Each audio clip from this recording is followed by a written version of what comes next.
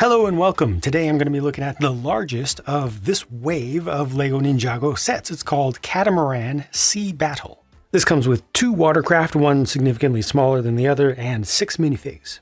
Now I did say watercraft there deliberately as opposed to calling this a catamaran because technically speaking it's not a catamaran. It's a trimaran or a 3-point hydrofoil. If you actually look at it in the show, you got 3 points of contact with the water actually piercing the water, and the whole thing lifts up when it's at speed. But again, that's just a technicality. Another thing that's a little bit of a technicality is that in spite of initial appearances, this is not a sailboat.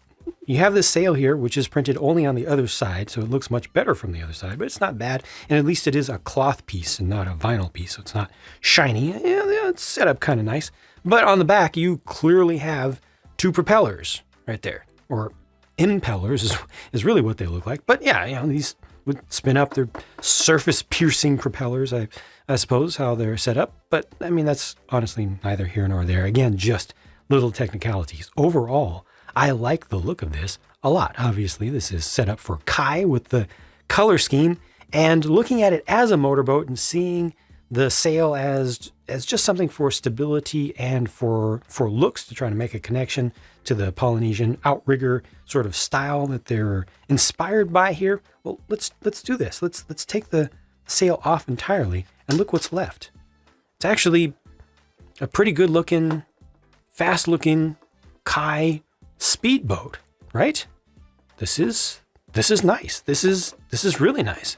It's sharp. Look at that shaping there in the front with those relatively new wedge plate pieces that were introduced for the Sith Dorito fighter, Sith TIE fighter. But yeah, this is sweet. It's hot. Colors are good. The yellow color is that flame yellowish orange color, not just a regular yellow. And this has a basic transformative feature that is easy to access. You just do this, or you can put it back like so. And I can put it forward again like this. It just separates things out like so. Here, let me put it back again. Can I do it with one hand here? I think I can. There we go. Yeah, see? I think that the Technic lift arms there are a little bit apparent, but it's not bad. And they even use the red color for the connectors that have the ball ends for the linkages underneath. So that fits in with the color scheme and everything. This is pretty cool. Let me put the sail back, since that is ultimately an important thing. It is key to this. It's part of it. It's a 1-seater. It's a very large 1-seater, but we're used to that for Kai stuff. Like, just think of his cars, right? Started out pretty big, got even bigger. He sits right here and the controls, and that's it. That's all there is to this. It just looks good. It looks fast. In universe, it goes fast. It's very high performance. Definitely relies on some stickers for those graphics. That's pretty important there. But I mean, this is mostly just all about the looks. It's easy enough to grab and kind of move it around. It does have a handful of the inverted tiles, round tiles on the underside, so you can run this over surfaces that are not entirely smooth and it won't get caught up too easily. I like it. Oh yeah, I forgot to show you that there are also spring-loaded shooters. There's one on either side. The Islander's boat is much larger and much more obviously a trimaran, not a catamaran, because it's basically symmetrical from left to right. They bring in more of that teal color, and LEGO's loving that teal color right now, but I'm not mad at it. It looks pretty good. This does rely on stickers for a lot of the decoration that you see, a lot of the patterning here, the graphics also here. Not absolutely crucial, but I feel like those do add quite a bit to the soul of this. Once again, it is a powered craft, powered by magic of some sort, I think, on board. I'll show you up close in a minute, but it does have a larger sail that would probably have more of an effect. This definitely tries to go for some sort of aerodynamic effects. They even have a rudder back here that is an air rudder, not used in the water. It doesn't pierce the surface of the water whatsoever.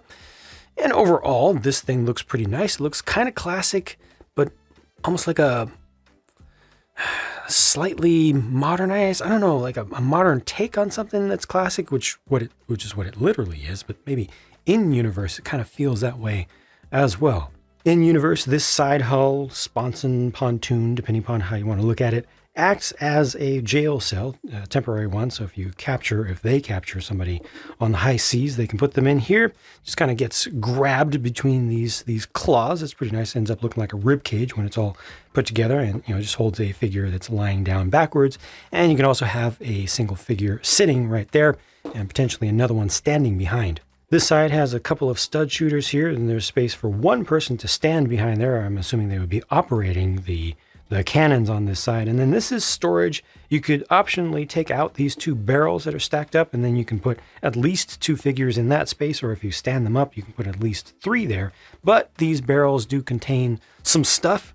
They each have one of these purple crystals that I believe are used as one of their power sources. Finally, the center of the boat, the main hull, right up top, has a spot for one person to sit there, or potentially two if you get the sail out of the way, move the boom out of the way, because this is able to rotate around, so you can have different points of sail, even though you're not really going to be using that because the whole thing is powered. But you can also angle this up and down, but you can get that out of the way is the main thing, so you can use that space as effectively as reasonably possible. And then this also has spring-loaded shooters, one on either side, and they're conveniently located here. They're not able to really aim. That's not really a feature right there, but I did want to point out, one there, one there. Stickers are used on them. And finally, there's kind of an action feature that's built into this. It's excessive in its engineering, in my opinion. This does look quite a bit like a fish of some sort, but notice these right here, these teeth, these swords with the teeth on them. Well, those can extend a little bit, just a little bit. That's a good look, and it's nice to have that as an option, for ramming other boats and stuff. But the amount of mechanism that went into making that possible, that goes through the entire hull, it goes through the whole thing, the number of pieces and everything, I just feel we're not necessarily well allocated. I feel like they could have done more than that with that number of pieces. I like the thing, it just seems a bit excessive for what it is. And then looking from around the back, you can see where the power is. It's a magical, it's like electrical turbine thing. You have to use your imagination a little bit there, but that's where most of the propulsion for the whole thing comes in. And also, one other thing, these can be separated, so that can be used as its own boat, and it's got just a little bit of power that comes off the back. If you want to, you can bring this fin out, do the same thing with the other side, pull that straight off, or you can switch sides between them, bring this out, and the next thing you know, you have yourself the beginnings of an armada. Looking at figures, we have a whole lot of islanders here. No, just three. So this is Chief Mamatus himself, and then over here is Thunderkeeper. I believe is it the Thunderkeeper, or are there multiple of them? And then this is Rumblekeeper over here. I forget if there are just one of them. Every time I show these figures, people very quickly run to the comments and like, Jang, did you see there's a Godzilla reference there? It's clearly a Godzilla reference. How come you haven't talked about the Godzilla reference? There, I talked about the Godzilla reference. If you watch the show, there is a very, very extremely on the nose and repeated Godzilla reference that they make in association with what that's all about. And you also see it on Mamatus right down here. Really cool figures, especially the Chief himself. Good to get him in another set. I like that. I like all the graphic design work here. Just generally speaking, it's really good. The production work here is fantastic. I think the graphic design work itself is excellent. And yeah, I'm just happy with these in general. Kind of a shame that we're not going to be getting more things necessarily with this exact same level of quality in this style, because there's so much goodness there. This is obviously one of those nice cloth pieces, the relatively new. It's not that new these days, but relatively new material used for that. So you get two faces just for the Chief himself and not for the others, because these have to be able to show the backs of their heads with the headgear off. And there's what everything looks like, just cleared up a little bit for the faces. Relatively speaking, the Ninja are kind of simple and plain. They're not bad. They're not bad at all. I personally will always prefer the fully hooded look for these rather than just having the COVID masks on, as we can call them now. But I mean, honestly, The production work here is very good as well, and the graphic design work is good.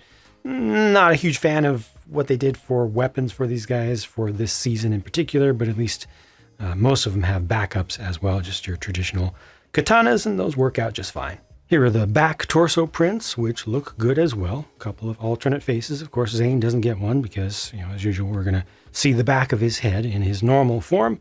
And these are the full faces that were previously covered. That brings me to the leftover pieces, which include some extra shots for the stud and spring-loaded shooters. This is a pretty significant, I have to admit, sticker sheet. I mean, there are a lot of stickers to apply, especially to Kai's not catamaran.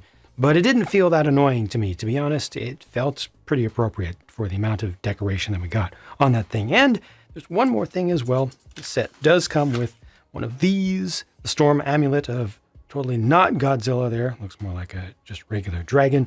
And that's dual molded and a nice piece. I had to pay $70 US for this, and it comes with over 700 pieces. Therefore, price to part ratio looks pretty good on paper. Can't complain about that. And I will say that the price to volume of stuff ratio in total for what's here in front of me on the table feels okay by Lego standards especially.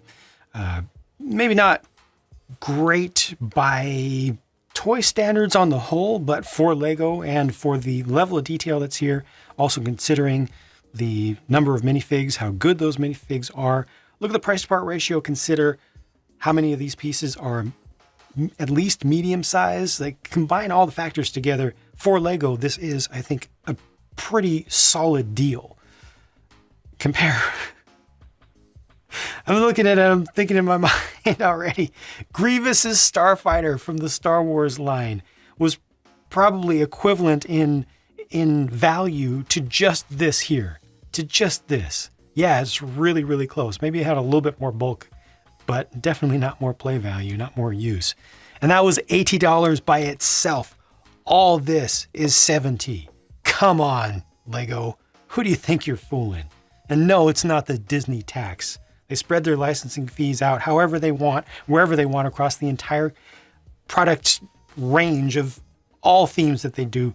They don't have to price individual sets super, super high because of a particular IP licensing fees. They do it because they can, because they know that they can get sales even if things are ridiculously overpriced in some cases. And here they're just chilling. They're just putting out good stuff and charging relatively reasonable prices for them. And I'm happy about that.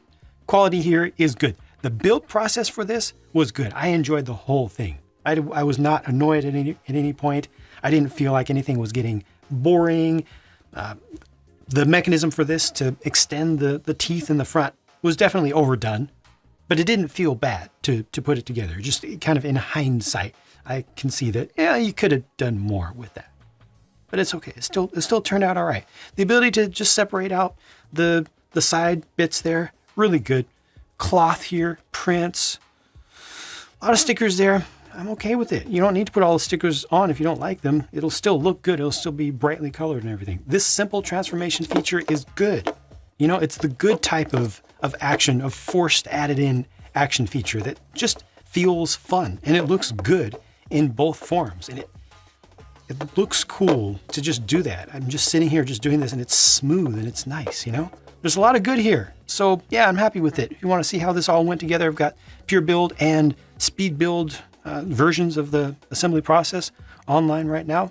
Thank you for watching. I hope that I at least showed you everything here that you wanted to see to help you make a decision, come to your own conclusions. Share your thoughts in the comments down below if you'd like to, including if you disagree with my opinions here. Thanks for watching. Thanks in advance for your feedback, and I'll talk to you again very soon.